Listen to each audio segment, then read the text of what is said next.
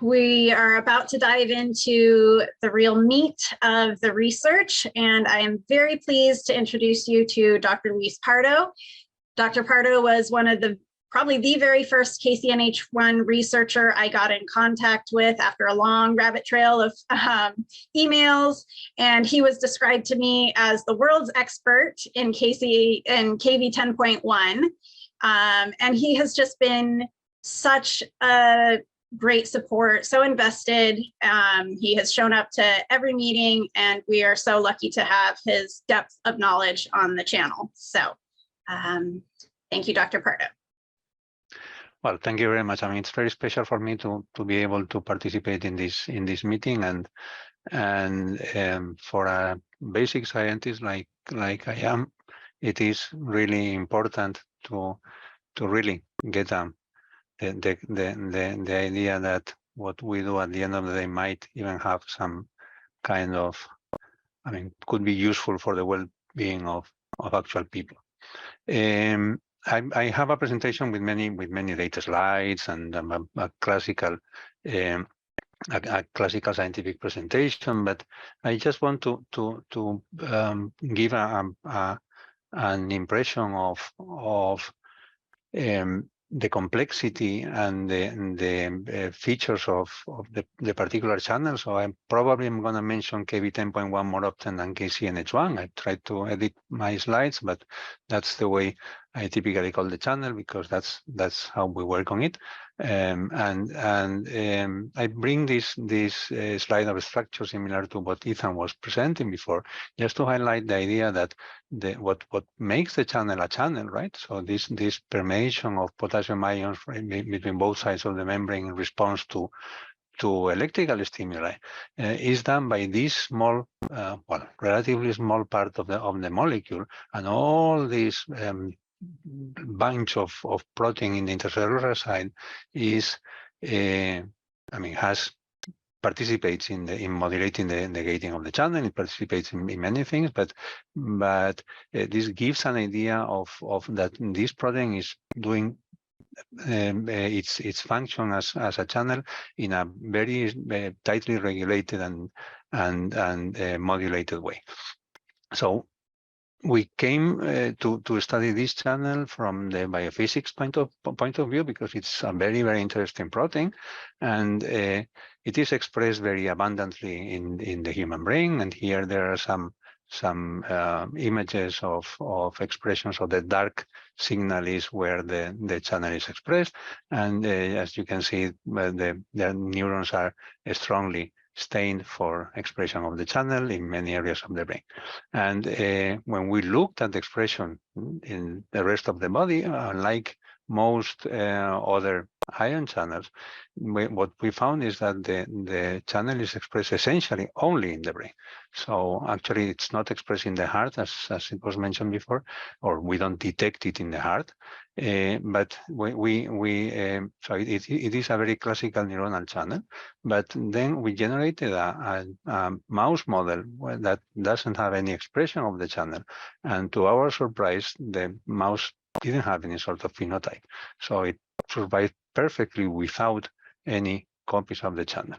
And that's because the neuronal function of the channel is rather subtle, so to say. So in the mice where we have removed the channel completely, if we measure synaptic transmission between, in the cerebellum, between two types of cells, the granule cells and the Purkinje, and we look at the response in the Purkinje cell, and what we need to do to see any changes in the behavior of the cells, in the response of the cells, is stimulating the cells with relatively high frequency, so a stimuli with 50 hertz. And what happens in wild-type cells is that the response to the first stimulus is small, but then it increases and it stays there then for as long as we keep stimulating. The knockout mice, or where we have deleted completely the channel, have lost the possibility of controlling the amplitude of these responses and keep increasing. So what we got was hyperexcitability detected, but only under stress conditions, so not in normal conditions. The reason for this is actually we understand it relatively well, and it's just because of the biophysics of the channel. And what I want to mention here is that the good thing of studying or trying to understand the behavior of ion channels is that we can detect their activity with very high accuracy. So I mean, we are measuring the activity of the channel. We are seeing the flow of potassium through the channel in real time. But while we were doing this, we realized that the cells that we use, the transfected cells that we use to measure and determine the function of the channel grew faster than the rest of our cells. And this brought us to what has been the center of our work for many years, which is that the observation that the channel is expressed, as I mentioned, it's not expressed in peripheral tissues, but it's expressed in 70% of human tumors of, I mean, it doesn't matter of what origin. I think it is important to mention in this context that the channel is not an oncogene, and this would be, I mean, just a depiction of that. So if we overexpress the channel in the mammary gland of mice and under the control of a mammary gland specific promoter, what we get is are differences in the structure of the mammary gland. So this would be a whole mount of the mammary gland. This would be the mammary ducts, and you see that the wild type has smoother and less branched and less branched ducts than the transgene has. So, but we don't find the induction of tumors, right? So the channel is not an oncogene, but it probably confers a selective advantage. Its expression probably confers a selective advantage to cells expressing the channel. So this brought us to the idea that, well, it might be that it has that we can make use of the expression of the channel as a prognosis or even therapeutic factor. And well, we can use it as a prognostic factor because the outcome of patients expressing high amounts of the channel in their tumors, in this case, I'm showing leukemia patients and some oral carcinomas, but in red, the survival of the patients expressing high amounts of the channel is less, I mean, it's shorter than the survival of patients expressing low amounts of the channel in both these tumor types, and there are others. But what was sort of relevant for us is that when we did a prospective study, a retrospective study in brain metastasis patients that had been treated with antidepressants, because we know that many antidepressants block the channel. When the patients had been treated with antidepressants that do not block the channel, they had less survival, they had worse prognosis than when they were treated with antidepressants that do block the channel.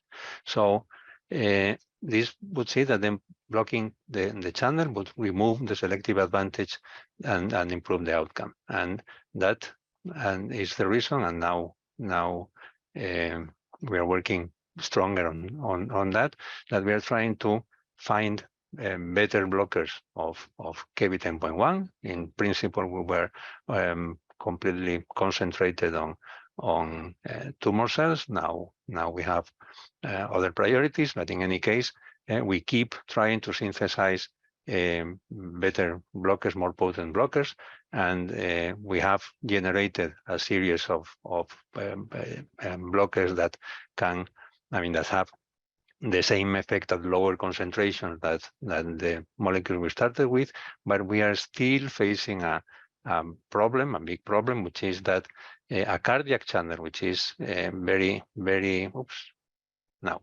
cardiac channel that is sort of dangerous to block, which is the HERG channel. That I think Ethan also mentioned that is still blocked more efficiently than KCNH1. So we are still dealing with that. But being absolutely specific, we could show that blocking specifically the channel with antibody that we generated that is a functional antibody that binds to outside the channel and stops its function, we reduce the progression of tumors or of tumor cells coming from patients. So developing potent and safe KBT10.1 inhibitors will not only be relevant for these kids, but also for a large population, which could have important implications. I mean, just to mention it because so we decided to move to a different approach, which is instead of blocking directly the channel, using the expression of the channel, which as I mentioned is not detectable in outside of the it's not detectable outside the brain to mark tumors, and we have generated some strategies to kill tumor cells. I'm going to jump over this for the sake of time, but to kill tumor cells efficiently just by using the expression of the channel as a marker for the tumor. So here in green we are detecting the death of these cells.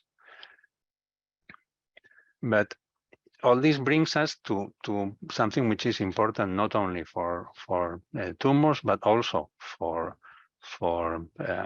KCNH1 channelopathies, which is that, I mean, if this is a neuronal channel, okay, we have a neuronal phenotype, but why do we have so many other manifestations of the conditions, or why are there, I don't know, nail abnormalities, right? And so we are trying to understand the cell biology of the channel. And one thing that we have found is that against what we believed in the beginning, KCNH1 is expressed not only in neurons, but essentially on every cell that we have looked at, but only during a very short time period during the cell division. So a cell that's not dividing, then it won't express the channel, but if it is dividing, then during a short period of time, so the channel is detectable. And so this happens also in normal human tissues. But trying to understand the cell biology, then, well, that's where it would be expressed. Oh, yeah, and then, so this is the reason why we don't see the channel expressed in normal tissues. It's because most of the cells are not dividing at any given point when we test them.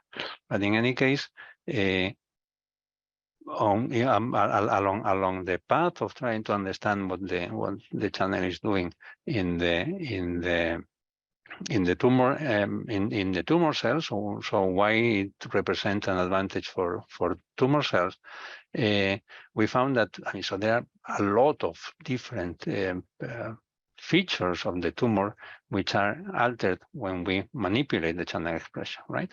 But we found that all those features depend on two things: on cytoskeleton rearrangements and on the intracellular calcium concentration.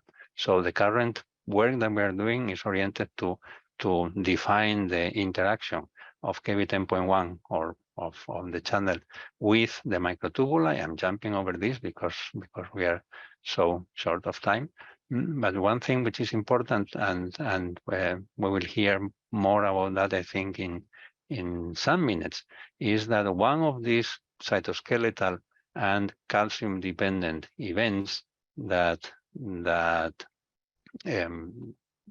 KCNH1 is implicated in is the primary cilium homeostasis. The primary cilium are signaling hubs present in essentially every cell which is not dividing, and they need to be resolved when the cell is committed for division.